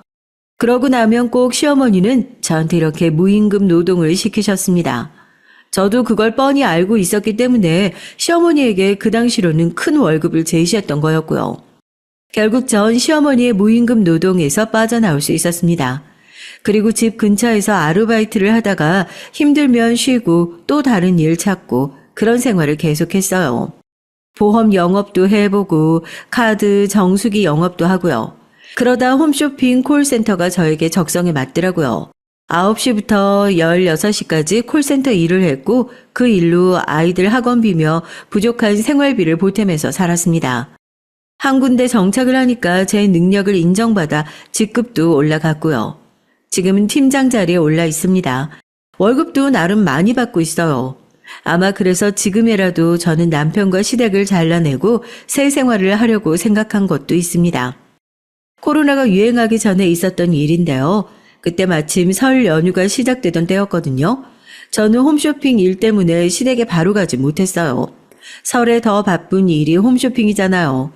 그런데 설 명절 전에 시어머니는 저에게 무리한 요구를 하셨습니다. 그날 아침도 바빠서 겨우 세수만 하고 나가려는데 어머니가 전화를 하셨더라고요. 예, 그 이번 명절에 우리 식당에 단체 손님 오는데 네가 그날 일 좀 해줘야겠어. 네 동서들은 그런 일 해본 애들도 아니니까 너밖에 할 사람이 없잖니? 어머니, 이런 일로 저 부르지 말라고 하셨잖아요. 저도 홈쇼핑 일 때문에 바빠요. 이번 명절 때 저희 회사에 일이 얼마나 많은지 모르시죠? 저 어쩌면 밤까지 일해야 될지도 몰라요. 전업주부인 막내 동서에게 부탁하세요. 제가 거절하자 시어머니는 화를 내면서 미친 듯이 소리를 질러댔습니다. 뭐? 그깟 전화 받는 일 따위가 뭐가 대수라고 식당 일을 못하겠다는 건데? 너 이제 나이 좀 먹었다고 이 시엠이 가르치려고 드냐? 내 아들이랑 계속 살고 이 고깃집 이어받으려면 그딴 직장 얼른 때려치우고 이 시애미가 시키는 대로나 해. 시어머니는 저에게 있는 대로 소리를 지르시곤 전화를 딱 끊어버리셨어요. 전 정말 어이가 없어서 말도 안 나오더라고요. 이 집안 사람들은 다 자기밖에 생각 안 하는 이기적인 사람이었습니다. 며느리에 대한 배려라고는 눈꼽만큼도 없는 사람들이었죠. 전 이때부터 이혼을 결심하고 준비해왔던 것이에요. 제가 이혼을 생각하게 된 두 번째 이유는 또 따로 있었습니다. 남편은 20년을 넘게 한결같이 술을 매일 먹었고 바람도 피우고 있었거든요. 정말 인간 고쳐 쓰는 게 아니라고 하더니 그 말이 딱 맞아요. 전 그래도 애들을 생각해서 애들이 다 독립하고 나면 이혼해야지 하고 참고 살았어요. 그런데 애들이 좀 크니까 오히려 저한테 아빠랑 왜 사느냐고 이혼을 권유하더라고요. 우리 딸도 제 모습을 보는 게 너무 답답했다고 나중에 말을 하더라고요. 결혼을 하기도 전에 아빠에 대한 부정적인 모습만 보고 살았으니까요. 제 딸은 사실 결혼하고 싶지 않았다고 했습니다. 하지만 전 그런 딸의 마음을 그저 사춘기 아이의 반항이라고 생각했어요. 딸이 시집을 가기 전 저희 집에 와서 저하고 같이 잔 적이 있었는데요. 딸의 그 말을 듣고 전 그의 손을 잡고 엉엉 울었습니다. 그런데 그때도 남편은 상간녀를 만나느라 집에 들어오지도 않았어요. 아들도 딸도 제 아빠가 바람 피운다는 걸 알고 있었던 모양이에요. 엄마, 이제라도 새 인생 살아요. 저도 아빠가 얼마나 우리 가정이 소홀하고 많은 여자들을 만나고 다녔는지 다 알게 됐어요. 저 그 사실 알게 된 지 오래됐어요. 하지만 그땐 제가 아빠를 성토하고 비난하긴 무서웠어요. 친할머니도 아빠 편이잖아. 그래서 아무 말도 못했어요. 미안해요, 엄마. 아니야. 네가 미안할 게 뭐가 있니? 잘못한 건 네 아버지인데. 이 엄마도 몇 번이나 네 아빠랑 이혼할 마음 먹었었는데 그때마다 니들이 눈에 밟혀서 못했던 거야. 난 다행히 아빠랑 다르게 가정적인 남자 만나서 잘 살 거니까 엄마도 새 인생 살아요. 정말 그랬으면 좋겠어. 제 딸은 제 손을 잡고 눈물을 흘렸어요. 그때부터는 저는 남편의 바람 피운 증거를 잡기 시작했습니다. 남편은 상간녀를 만나던 것을 저에게 비밀로 했다고 생각했지만 전 그 상간녀 이름도 알고 어디서 사는지도 알았거든요. 그 여자는 바로 남편의 오랜 술 친구라는 년이었습니다. 제 아이들이 어릴 때부터 남편은 그년을 그저 여자 사람 친구다라고 저에게 소개를 했었고 전 당연하게도 그 말을 안 믿었거든요. 세상 어느 누가 여사친이랑 모텔 가고 새벽 3시까지 술 먹고 한답니까? 전 남편의 씀씀이가 너무 크길래 남편 몰래 카드 내역서를 본 적이 있었거든요. 그랬더니 그 짓을 하고 있더라고요. 제가 애들 육아에 치여 있을 때 단란주점 가서 더럽게 놀고 그년과 함께 별 더러운 짓들을 다 했을 거라는 생각만으로도 전 남편이 더럽고 역겹게 느껴지더라고요. 하지만 전 결혼 생활 내내 그 연놈들의 꼴을 보고도 참았습니다. 아이들에게 상처 주기 싫어서요. 하지만 이젠 이혼을 해야 할 때라는 느낌이 강하게 들더라고요. 딸까지 저렇게 말을 하니 남편은 이미 남편으로서도 애들 아빠로서도 믿음은커녕 아무런 가치 있는 존재도 아니란 것이 증명됐으니까요. 전 애들을 위해서도 제 자신이 똑바로 서야 한다고 생각했습니다. 그래서 이번엔 명절 전날 시어머니의 식당에 갔어요. 굳게 마음을 먹고 갔죠. 시어머니가 제가 올 줄 알았다고 코웃음을 치며 저에게 말씀을 하시더라고요. 그래, 니까지 년이 이 시엠의 말을 거역할 수 있을 것 같았냐? 일하러 왔으니까 얼른 앞치마 하고 주문부터 받아. 시어머니는 제게 앞치마를 던져주며 저를 능멸하시더라고요. 그래서 전 시어머니 눈앞에 도로 앞치마를 던져버렸습니다. 그리고 시어머니를 똑바로 쳐다보며 소리를 쳤어요. 어머니, 한 번만 말할게요. 잘 들으세요. 저 이제 당신 아들이랑 안 살아요. 애들도 다 컸고 이제 내 인생 찾아서 이 집안이랑 인연 끊을 거니까 그렇게 하세요. 뭐야? 아니, 네가 감히 어디서 이 시엠에게 망발이야? 너 친정에서 그렇게밖에 못 배웠어? 뭐 잘못 먹고 미친 거 아니냐? 전 이 집의 하녀가 아니에요. 그리고 이제까지 말하고 싶었는데 어머니가 저만 동서들과 차별하고 막내 동서만 특별 대우해주는 거 제가 모를 줄 아셨어요? 그렇게 저 20년을 참았어요. 더 이상은 못 참아요. 말 나온 김에 물어나 볼게요. 왜 저만 그렇게 식당에서 무임금 노동을 시키신 거예요? 그건 네가 알아서 뭐 하려고 그래. 이 싸가지 없는 년아. 그래, 내가 너한테만 일 시킨 건 사실이다. 왜 그랬는지 아니? 네 둘째 동서랑 막내 동서는 이 시애미한테 다들 달마다 100만 원씩 드리더라. 그래서 네가 준 용돈 30만 원 따윈 내가 간에 기별도 안 가더라고. 그러니 이제껏 너한테 100만 원어치 몸으로 때우라고 한 거야. 뭐 내가 잘못하기라도 했냐? 이기적이고 돈 욕심만 덕지덕지 붙은 팥쥐 엄마 같은 시어머니를 제가 왜 믿고 살았는지 모르겠습니다. 전 너무나도 화가 나고 황당했어요. 그럼 그 동서란 것들은 제 노동력 대신에 돈으로 떼워온 거나 마찬가지잖아요. 그동안 저 혼자 이리저리 뺑이 치던 생각을 하니 도저히 참을 수가 없었습니다. 전 분노로 부들부들 떨다가 결국 시어머니에게 빽 소리를 질렀죠. 이제 어머니 전화도 안 받을 거니까 다시는 연락도 하지 마세요.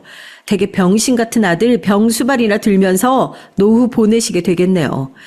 그거 참 쌤통이네. 그리고 행여 우리 애들 얼굴 볼 생각도 하지 말아요. 우리 아들 딸들도 자기 아빠라는 인간이 얼마나 개 같은 인간인지 다 알고 있으니까요. 제 말을 듣자마자 시어머니는 제 멱살을 잡더니 뺨을 세게 때리는 거였습니다. 전 식당 바닥에 쓰러졌고 고깃집에 있던 손님들은 상황을 지켜보다 도저히 안 되겠던지 제 시어머니를 막아서고 팔을 잡아 말렸습니다. 그때 남편이 주방에서 나타났어요. 이 여편네야 미쳤어? 왜 우리 엄마한테 대들고 지랄이야? 뭘 봐? 다들 구경 났어? 빨리 나가지 못해? 그래, 우리 아들 잘한다. 이 미친년부터 좀 쫓아내. 이년 얼굴만 봐도 그냥 혈압 올라 죽을 것 같으니까 얼른. 남편은 손님들을 다 쫓아내고 식당 문을 잠갔습니다. 시어머니는 자기가 저를 때려놓고는 갑자기 바닥에 퍼질러 앉아서 우는 것이었어요. 정말 전 그때 시어머니가 미친 거 아닌가 의심이 되더라고요. 이깟 뺨 한 대로 전 아무 충격을 받지 않았습니다.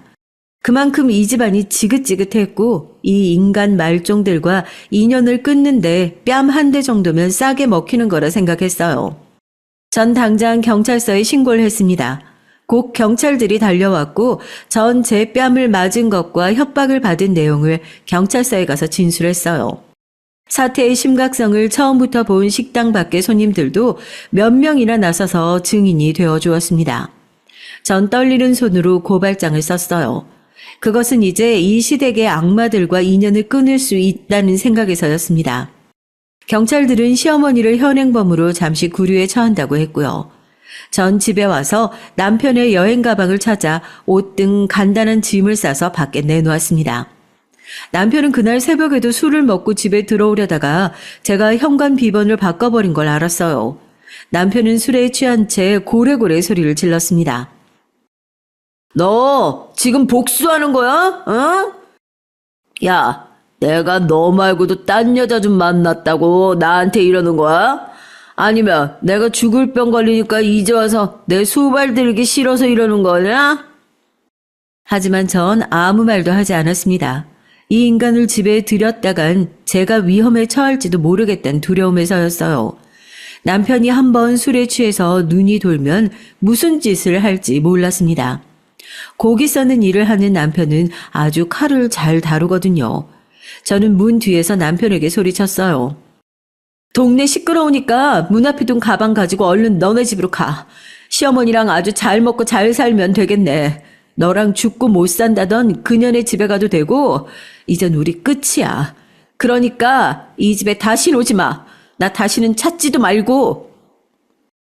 애들이 다 독립해서 집을 떠난 후에 남편의 이름이었던 아파트를 처분했고 저는 따로 집을 얻어서 살려고 계속 전세 생활을 전전했거든요. 그래서 생각보다 남편과 나눌 재산 같은 건 없었어요.